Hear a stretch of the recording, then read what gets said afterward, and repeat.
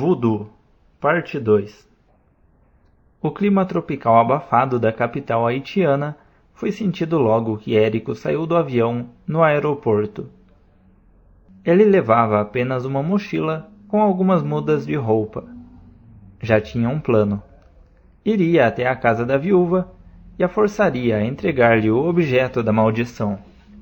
Ele sabia onde ela morava, porque seu marido havia morrido em frente à casa deles, na comunidade de Cité-Soleil.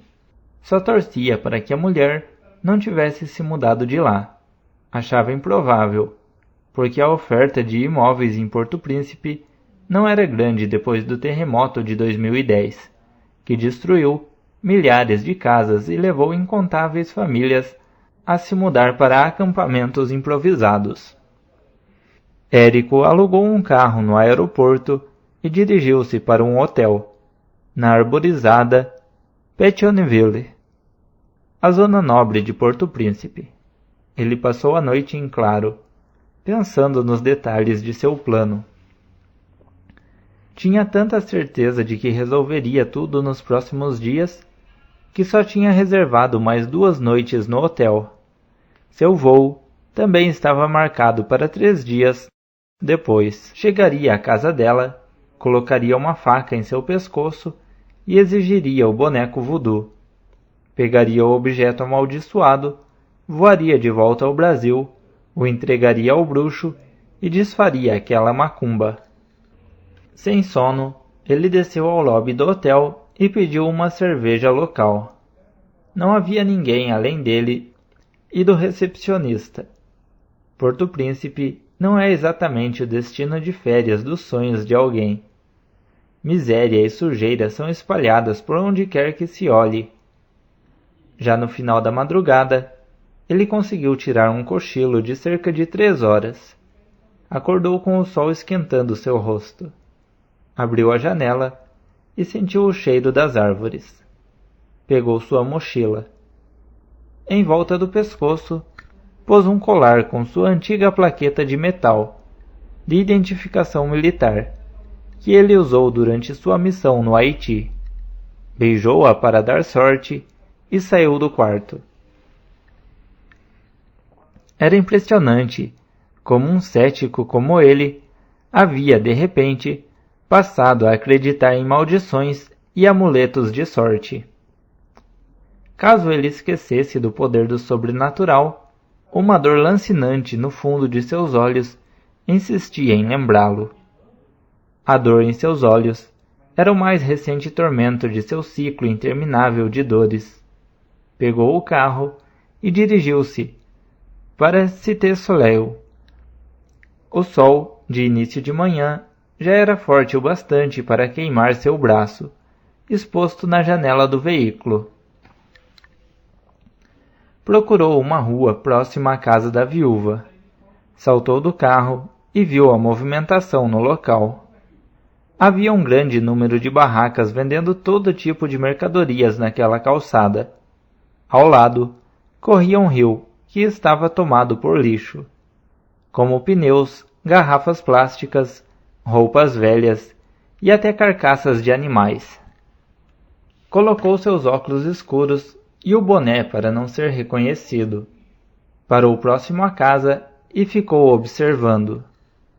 Na calçada, ao lado do local onde morava a viúva, pessoas conversavam, enquanto uma criança nua brincava com um carrinho de plástico sem rodas.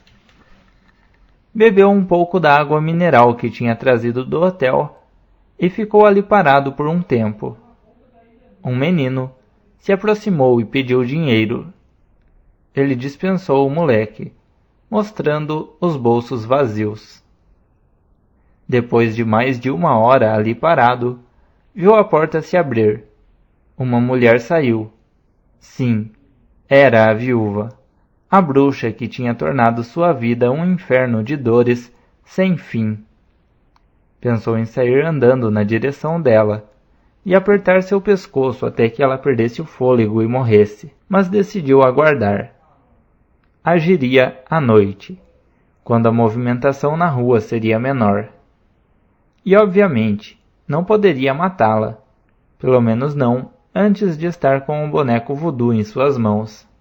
Esperou até que ela sumisse de sua vista. Então voltou ao carro e dirigiu-se para o hotel. Aproveitou para descansar um pouco. Seu relógio despertou às 19 horas. Ele tomou um rápido banho, sem tirar sua plaqueta de identificação. Colocou uma roupa leve e saiu do hotel, em direção à casa da viúva, com o olho ainda latejando. Estava decidido a acabar com aquilo naquela mesma noite. Érico estacionou o carro no mesmo local onde havia parado pela manhã. Ele botou a faca em um bolso e uma pequena lanterna no outro. A rua estava bem mais vazia, mas algumas casas estavam com suas portas abertas. Buscou andar pelas sombras, o que não era difícil, devido à precariedade da iluminação daquela área. Quando chegou próximo à casa, sentiu a dor em seu olho ficar bem forte. Colocou sua mão sobre ele, pensando em arrancá-lo fora para cessar aquela sensação horrível. Recompôs suas forças e aproximou-se da porta. Tentou abri-la, mas um trinco impediu que ela cedesse mais do que um pequeno vão, por onde mal passava seu braço. A sala estava escura, mas podia ver uma fraca luz vindo de algum lugar dentro da casa. Ouviu o choro de um bebê. Droga! Não sabia que a mulher tinha um filho. Tentou mover o trinco com sua mão, mas era impossível abri-lo por fora. Olhou para um lado e para o outro. Apenas um senhor caminhava na calçada. Esperou que ele passasse e se distanciasse. A rua estava agora vazia. Empurrou a porta com o ombro, mas ela não abriu. Tentou com mais força e nada. Pegou mais distância e trombou na porta. Dessa vez, ela cedeu um pouco. Pegou fôlego e jogou, mais uma vez, todo o peso do seu corpo sobre ela. Assustada com o barulho, a viúva apareceu na sala, com o bebê no colo, ao mesmo tempo em que Érico entrava no local. Ele pôde ver os olhos de pavor da mulher, que correu de volta para o cômodo, que tinha a luz acesa, gritando por socorro. Érico fechou a porta da casa e correu atrás dela. Ele encarou a jovem e fez sinal, pedindo silêncio. Não vou te machucar, mas não faça nenhum barulho, ordenou o invasor. A mulher estava com tanto medo que não via alternativa a não ser obedecer. Ele então avançou na direção dela e agarrou-a pelo braço. Ela fez menção de que ia gritar, mas desistiu quando ele puxou a faca do bolso e mostrou-a ameaçadoramente para ela. Você entende o que eu digo? Perguntou Érico. Você fala português? Ela fez que sim com a cabeça. Ela havia aprendido português depois de trabalhar por quase 2 anos na cozinha de uma organização não governamental brasileira que atuava no Haiti. Você sabe quem eu sou? Lágrimas começaram a brotar nos olhos da jovem, que acenou positivamente com a cabeça. O assassino, disse a mulher enquanto tentava proteger o bebê, uma criança de menos de 1 ano. O monstro que matou meu Antoine.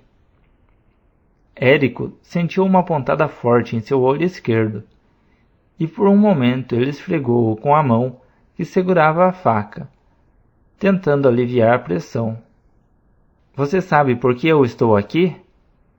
A viúva respondeu negativamente apenas com uma movimentação da cabeça. Deixa de ser mentirosa, sua piranha. É claro que sabe, gritou Érico ameaçadoramente. O bebê voltou a chorar a plenos pulmões. Cadê aquele boneco? O boneco voodoo que você fez para infernizar a minha vida. A mulher passou a fazer coro com o choro do bebê. Por favor, não machuca a gente. Então me devolve o maldito boneco, sua bruxa miserável. Érico levou a faca até o pescoço da mulher, que começou a soluçar junto com o choro. Uma pontada mais forte atingiu o olho esquerdo dele, o que fez com que ele quase largasse a faca. "Por favor!" ela implorou. A faca saiu do pescoço da mulher e passou para do bebê. Ela deu um grito e implorou de forma ainda mais desesperada: "Não! Meu bebê não!" A raiva tomou conta de Érico, mas ele percebeu que a situação estava fugindo do controle. Se a mulher não lhe desse logo o boneco voodoo, alguém poderia ouvir os gritos e entrar na casa para saber o que estava acontecendo. "Eu não estou brincando", disse Érico.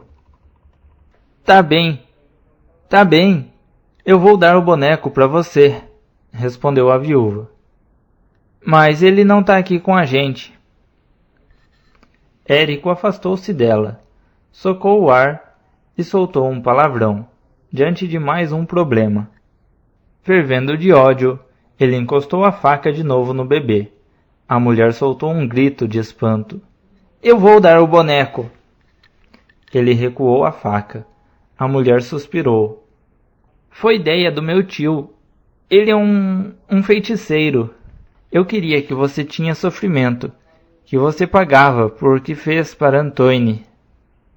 "Meu bebê", ela soluçou. "Meu filho vai crescer sem pai, porque você matou ele." Érico puxou seus próprios cabelos, angustiado. "Quando eu vi o Antoine no chão, e você com aquela arma, eu queria que você pagava pelo que você fez. Eu procurei meu tio para que ele jogava uma maldição em você. E ele fez o ritual com o boneco." "Eu quero o boneco de volta. E eu quero que você desfaça essa maldição", disse Érico dessa vez em um tom mais calmo. A jovem abraçou o bebê com mais força e beijou sua testa. "Tudo bem", disse ela. "Ele mora aqui atrás. Nós vamos até a casa dele. Eu pego o boneco com ele. Mas por favor, não faz mal para nós. Pega o boneco e vai embora. Apenas vá embora e deixe nós em paz." Érico suspirou. Seu coração começava a desacelerar. "Eu não quero fazer mal a vocês. Só quero minha saúde de volta", disse ele. A jovem viúva colocou seu bebê no berço, enrolou-o com um pano e o pegou de volta no colo. Ela então andou até os fundos da casa, onde havia um beco. Érico seguiu-a por alguns metros, até que entraram por uma porta entreaberta. Logo que eles entraram, Érico sentiu um cheiro de carne podre e quase vomitou.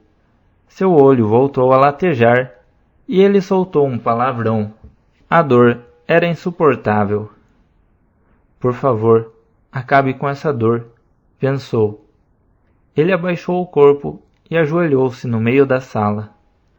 Quando ele finalmente levantou a cabeça, deu de cara com um velho com um cachimbo na boca, encarando-o a 3 palmos de distância. Érico quase caiu para trás. Que diabos! O ancião parecia ter mais de 100 anos. A jovem com o bebê, ainda no colo, falou com o idoso algo em crioulo haitiano, a língua popular da ilha. O velho cuspiu no chão e, olhando com desprezo para Érico, respondeu algo na mesma língua. "Quem é esse velho e o que ele está dizendo?" perguntou para a viúva. A jovem demorou um pouco para responder, mas disse que era seu tio e que ele achava que não deveriam se desfazer do boneco voodoo. Érico xingou os dois e levantou-se do chão, brandindo a faca na direção deles. O idoso pareceu não se abalar com a ameaça, mas a jovem disse que conversaria com o tio. Os dois conversaram naquela língua estranha por alguns minutos, até que Érico, impaciente, interrompeu o diálogo. "O que vocês estão falando? Eu quero aquele boneco!" A jovem deixou o bebê em um cesto, um tipo de berço. "Ele disse que não adianta dar o boneco", disse, agora já mais calma, a jovem haitiana. "Como?" disse Érico impaciente. "Eu preciso levar esse boneco para o Brasil. O bruxo me falou que eu precisava levar o boneco para ele. Érico foi interrompido pela moça que aproximou-se dele. Ela viu que o suor pingava de seu rosto e que seu olho esquerdo estava inchado, como se tivesse sido tomado por um grande tumor. A maldição só pode acabar com ela aqui. Você não consegue acabar com a dor se levar o boneco embora. Só o feiticeiro que fez o ritual pode acabar com a maldição. Eu não acredito em você. Você quer me ver morto. Anda, pede aquele boneco pro velho. O velho falou algo em crioulo para a sobrinha e apontou para umas imagens de madeira nos fundos da sala. Depois encarou com dureza o homem com o olho inchado que estava desesperado perante ele. A jovem haitiana aproximou-se ainda mais de Érico e segurou seu queixo com aparente compaixão. Você não entende. Ele fez pacto com um Loa, uma entidade que só responde para ele.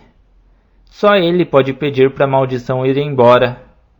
A maldição é só ele que tira, disse a jovem viúva, apontando para o tio idoso. Depois do feitiço acabar, o boneco vai ser destruído, devolvido pro Loa. Érico andou de um lado para o outro, não acreditando que estava preso aos desígnios de uma mulher que o odiava e de um velho feiticeiro. Ele mostrou novamente a faca para a jovem e depois a direcionou para o bebê, mostrando o que faria caso não desfizessem o feitiço. A mulher pareceu entender. Ela falou algo para o idoso que resmungou de volta e saiu da sala. Onde ele está indo? O que vocês estão fazendo? Perguntou o brasileiro, colocando a faca na direção da moça novamente.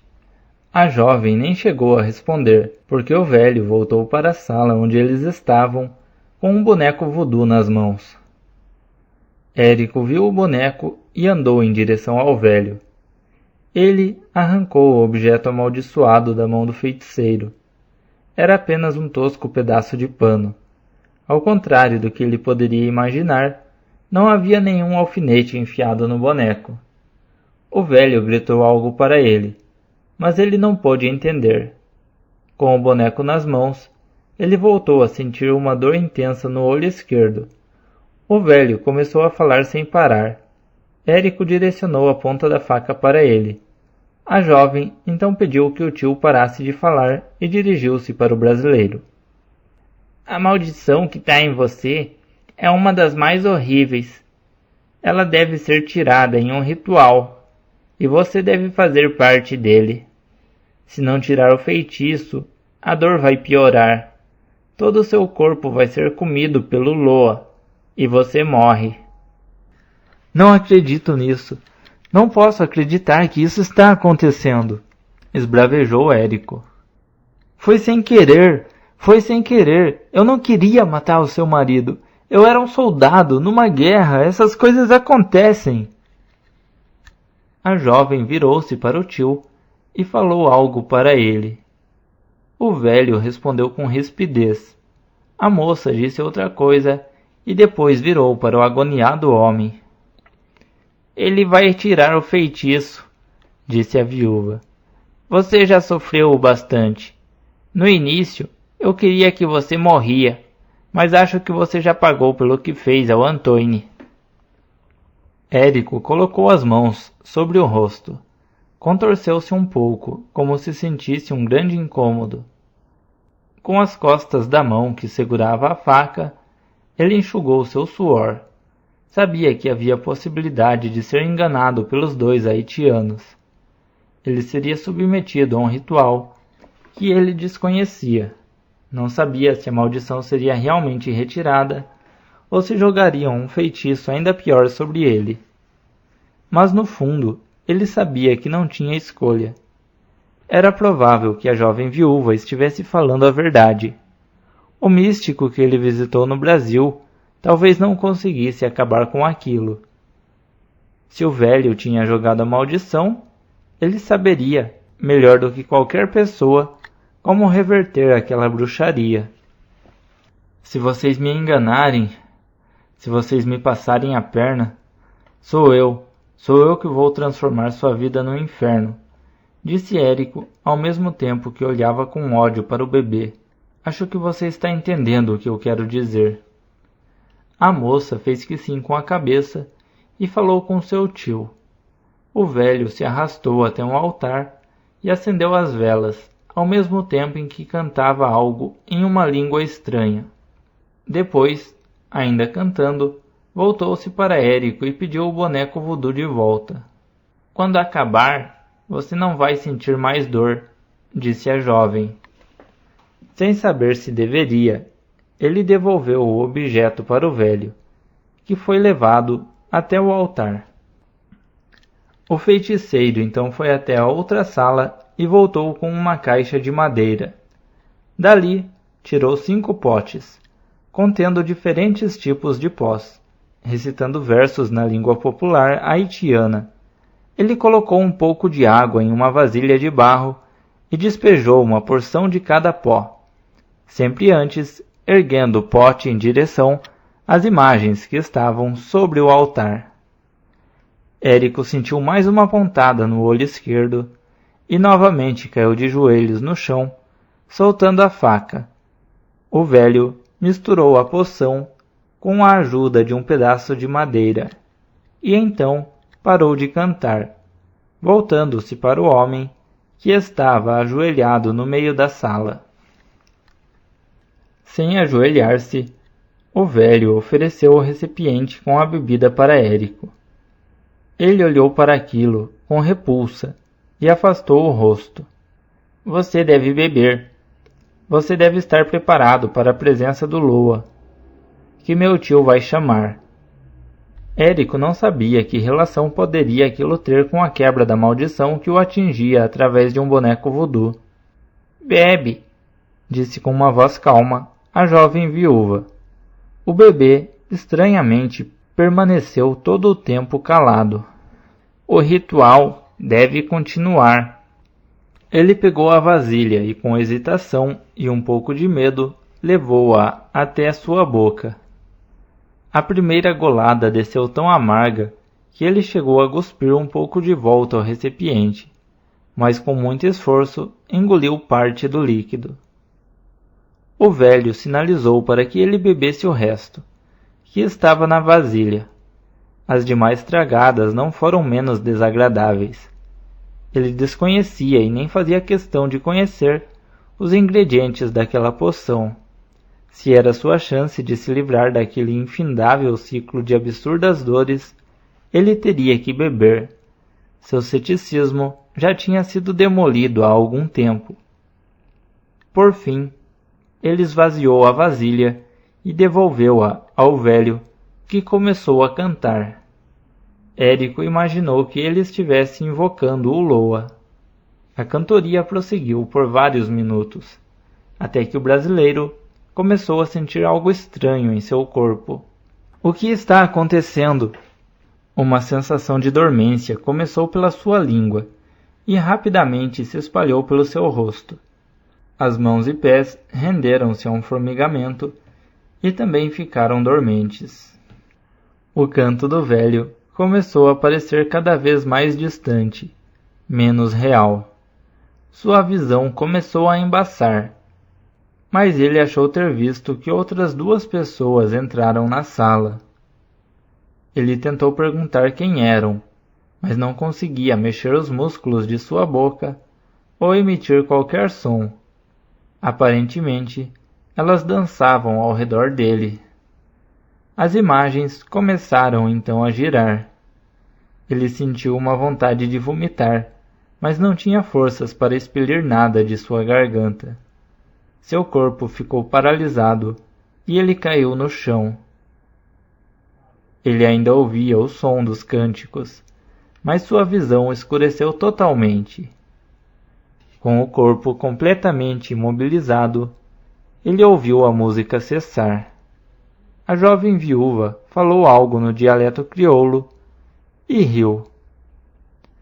Ela estava rindo com todas as suas forças. Foi a última coisa que ele escutou antes de apagar completamente.